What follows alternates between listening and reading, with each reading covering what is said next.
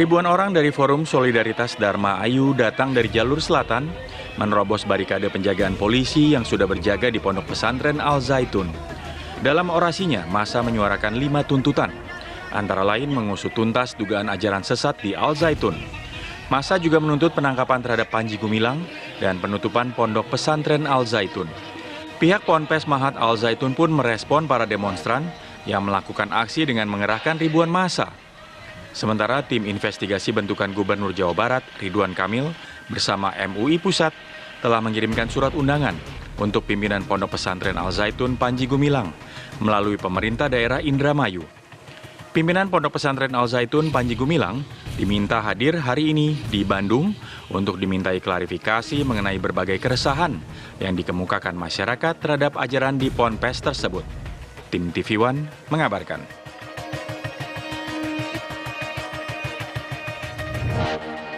Gubernur yang hari ini kami berangkat bersama tim investigasi yang dibuat oleh yang dilindungi oleh SK Gubernur.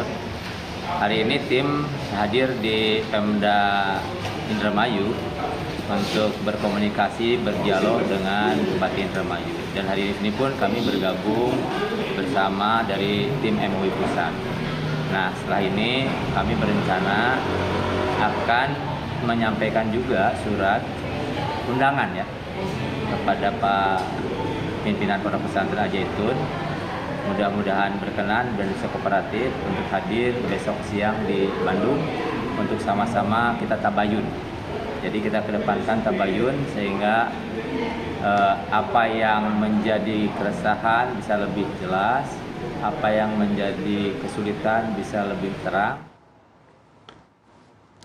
Ya, coba kita akan kawal terus kasus ini untuk Anda pemirsa. Usai kemarin terjadi aksi demo di depan Ponpes Al Zaitun, bagaimana kondisinya pagi hari ini? Kita coba akan ajak Anda berbincang.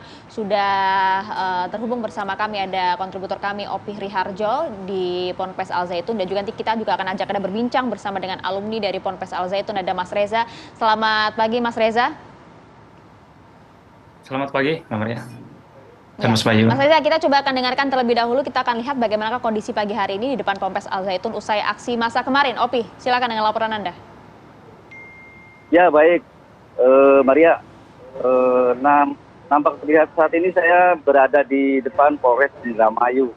Tepatnya di mana tim investigasi akan kembali mencari fakta-fakta yang ada terkait dengan dugaan penyimpangan ajaran yang ada di pondok pesantren. Perlu diketahui bahwa tadi malam tepatnya pukul 8 tim investigasi telah melayangkan surat kepada Syekh Panji Gumilang ataupun pemilik pondok pesantren untuk datang ke Bandung.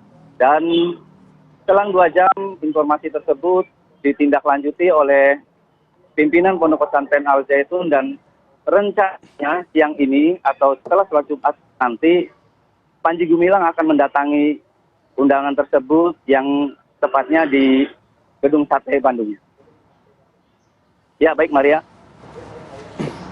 Ya. Oke, apakah Anda mendapatkan informasi begitu ya, apa saja poin-poin yang disampaikan oleh Pemprov Jawa Barat kepada pimpinan Ponpes Al Zaitun, dan juga mungkin Anda bisa mendapatkan informasi juga apa saja informasi atau poin-poin yang disampaikan dari Panji Gumilang kepada Pemprov Jawa Barat? Ya, baik Bayu. Untuk saat ini kami belum dapat mengabarkan informasi pasti terkait apa saja yang nanti akan ditanyakan. Tapi ada sedikit informasi yang kami ketahui, yaitu terkait klarifikasi Panji Gumilang terkait dengan kontroversi yang sekarang ini berkembang dan membuat kegaduhan di masyarakat. Ya, Bayu. Ya, apakah Anda juga sudah mendapatkan kepastian bahwa Panji Gumilang akan hadir hari ini di Bandung? Baik Maria, informasi terakhir yang kami temukan di lapangan bahwa Syekh Panji Gumilang atau pemilik Pondok Pesantren Al Zaitun dipastikan akan datang setelah sholat Jumat siang ini. Baik Maria. Terima kasih Opi Riharjo melaporkan langsung dari Indramayu, Jawa Barat. Kita langsung berbincang dengan Mas Reza, ini salah satu alumni ya dari Ponpes Al Zaitun. Assalamualaikum Mas Reza. Selamat pagi, Assalamualaikum Mas. Waalaikumsalam warahmatullahi wabarakatuh, Mas Bayu dan Mbak Maria. Iya. Mas Reza, dari beberapa kontroversi ya yang dilontarkan oleh Panji Gumilang, pimpinan Ponpes Al Zaitun gitu ya, dalam beberapa waktu terakhir, Anda sebagai alumni mengamini itu juga? Tidak ada nggak statement-statement seperti itu? Lalu bagaimana waktu itu kurikulum atau ajaran yang disampaikan pada Mas Reza dan juga teman-teman? Baik, Mas Bayu. Yang pertama tentunya saya tidak mengamini itu, karena memang di masa saya itu memang sama sekali tidak diajarkan hal-hal seperti itu, ataupun hal-hal yang belakangan ini muncul ke permukaan. Jadi beberapa konten-konten saya juga mungkin sempat viral, jadi otomatis saya tidak sependapat ataupun tidak sejalan dengan apa yang dilontarkan oleh Panji Gumilang terkait beberapa aspek-aspek dalam hal ibadah tentunya ya. Itu saya mengatakan tegas bahwasanya saya tidak setuju ataupun tidak sejalan, tidak mengamini seperti itu. Oke, tapi pada saat Anda masih berada di Al Zaitun pada saat itu, apakah memang sudah mendengar, mencium juga adanya afiliasi antara Al Zaitun dengan NII? Itu tidak ada sama sekali. Justru bunyinya Al Zaitun itu terafiliasi dengan Al Zaitun itu ketika kita itu sudah lulus, sudah di luar.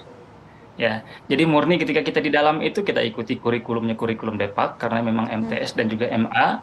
Jadi nggak ada pelajaran ditambahkan kecuali hanya beberapa kitab kuning saja. Ya, yang saya ingat itu cuma ada 2 ya. Yang pertama Bulughul Maram, yang kemudian yang kedua Aqidatul Awam sebagai syarat pengambilan ijazah ketika itu. Selebihnya sih nggak ada. Oke. Dan juga mungkin ada Anda dari beberapa tahun penambahan. berapa hingga tahun berapa, Mas? Saya dari tahun 2002 sampai dengan 2008, angkatan keempat saya. Oh, 2002 sampai 2008, dan menurut Anda pada saat itu Sama sekali. normal-normal saja ya, nggak ada sesuatu yang memicu kontroversi ya? Betul, normal-normal saja. Kenapa saya bisa katakan seperti ini dan saya berani mempertanggungjawabkan? Karena saya juga terlibat dalam organisasi pelajar Al Zaitun ataupun OPAS ataupun OPMAS. Sama seperti halnya Bang Ihsan mungkin yang kerap tampil ya. Cuman saya di bidang peribadatan. Di sana dikatakan sebagai badal imam. Jadi saya sempat menjadi ketua badal imam di situ yang mengatur proses berjalannya ibadah santri, semua santri di Al Zaitun. Oke.